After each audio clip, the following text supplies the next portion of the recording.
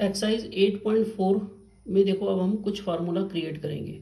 सबसे पहले हम ये लेट कर लेते हैं कि let A B C triangle A B C is a right angle triangle. एक राइट एंगल ट्रायंगल है where angle B equal to 90 degree. ये बी 90 हो गया, ये ए हो गया, ये सी हो गया। ठीक है, अब इसमें हम क्या करेंगे, पाइथागोरस थ्योरम लगा देंगे। तो पाइथागोरस थ्योरम क्या होता है, परपेंडिकुलर का स्क्वायर प्लस बेस का square is equal to hypotenuse का स्क्वायर ए सी स्क्वायर। ठीक है ना। अब इसमें क्या करेंगे, ये जो ए सी स्क्वायर इससे डिवाइड कर दो, तो यहाँ लिखेंगे divided by A C square both side. तो ये होगा B C square upon A C square plus A B square upon A C square is equal to A C square upon A C square.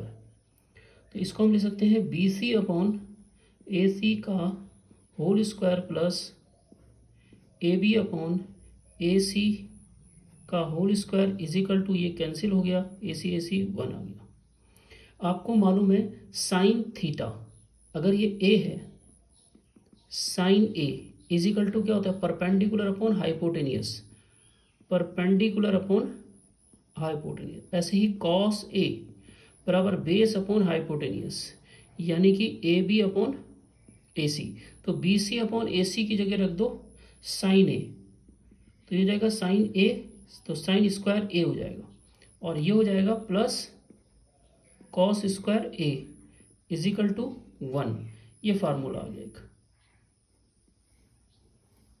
ठीक है, ये एक formula होगा। अब अगर मैं इस इक्वेशन को यहाँ लिखेंगे divided by sine square A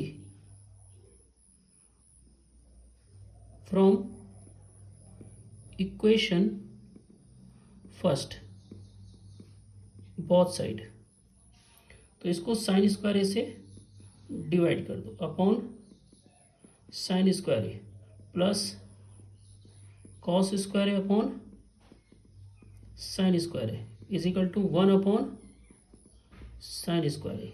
sine से साइन कट गया 1 plus cos, cos upon sine, cos upon sine क्या होता है, कॉट। आपको पता होगा कॉट ए बराबर होता है कॉस ए अपॉन साइन ए।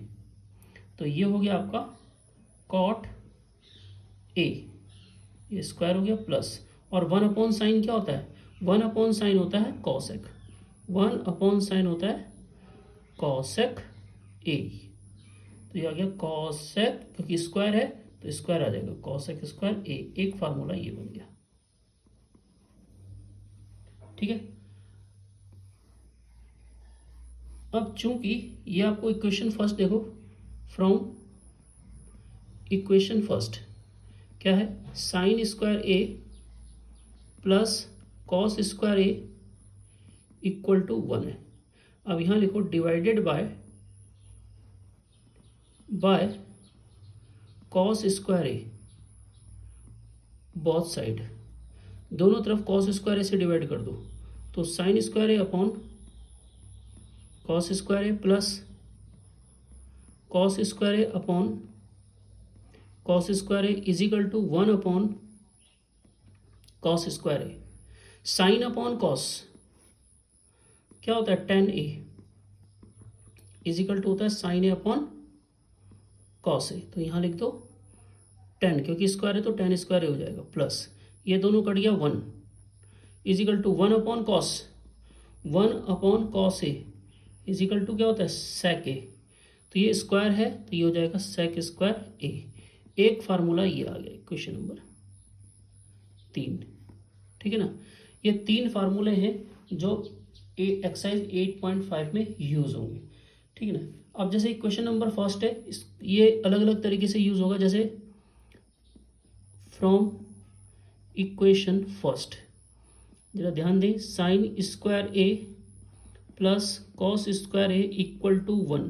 अगर कहीं पर sine square A plus cos square A है तो इसका मतलब वहाँ पर 1 आएगा। ए की जगह कोई भी एक जैसा एंगल उसमें हो सकता है, जैसे 30 30, 45 45, 60 60, उसकी वैल्यू कितनी होगी, हमेशा 1 ही होगी। लेकिन एंगल कैसे होनी चाहिए, सेम होनी चाहिए। अच्छा, एक और formula sine square A is equal to, इसको अगर उधर भेज दें तो ये बन जाता है 1 माइनस कॉस स्क्वायर ए। तो कहीं पर साइन स्क्वायर ए की जगह हम ये भी लिख सकते हैं। या अगर मैं इसी क्वेश्चन को मैंने कॉस को उधर भेजने की वजह साइन को अगर इधर भेज देता तो क्या हो जाता, cos square A is equal to हो जाता 1 माइनस साइन स्क्वायर ए। आया कहाँ से, यहीं से तो आ रहा। और अगर इसी को अगर ध्यान दें, ये साइन है, ये यहीं पर इस साइन ए को क्या लिख सकते हैं, स्क्वायर को उधर भेज दो, √1 माइनस कॉस स्क्वायर ए हो गया। अब यही कॉस है जो ये तो इधर से आ गया, इसको देखो कॉस ए स्क्वायर उधर जाके क्या हो जाएगा, √1 माइनस साइन स्क्वायर ए। तो यानी कि जैसे जैसे कोई भी क्वेश्चन के हिसाब से हम ये फार्मूला इसमें यूज कर सकते हैं। सेम जैसे ये हो गया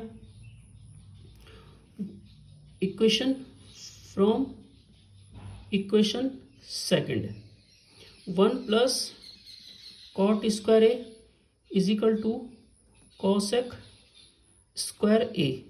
यहाँ पर हम ऐसा भी लिख सकते थे, cosec A is equal to √1 plus cot square A, क्या आ गया।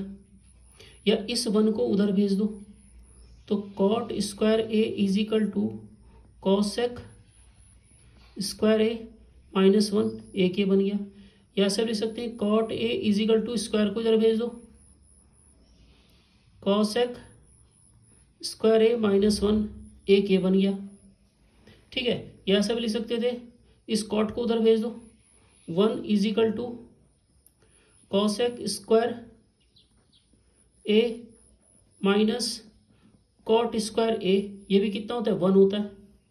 तो जैसे क्वेश्चन के हिसाब से ही हम जो इसको चेंज कर लेंगे, ठीक है ना, क्या पूछा है उसी के हिसाब से देखेंगे हम लोग। ऐसे ही हम देख लें फ्रॉम इक्वेशन थर्ड, ये है जैसे tan square A plus 1 is equal to sec square A. अगर यहीं से हम इसको इधर भेज दें √ को तो ये हो गया tan square A plus 1 is equal to sec A, एक ये बन गया। इस 1 को उधर भेज दो, tan square A is equal to sec square A -1, तो tan A is equal to root को इधर भेज देंगे, √ सेक स्क्वायर ए -1, एक ये बन गया, एक ये बन गया। समझ में आ गया ना। अब tan को अगर उधर भेज दें तो 1 is equal to sec square A minus tan square A, एक ये तैयार हो गया। तो इस तरीके से ये अलग अलग फार्मूले ये तय बन जाते हैं, लेकिन मेन फार्मूले ये 3 ही हैं। ठीक है ना, तो ये 3 आपको बाय हार्ट तरीके से याद होने चाहिए।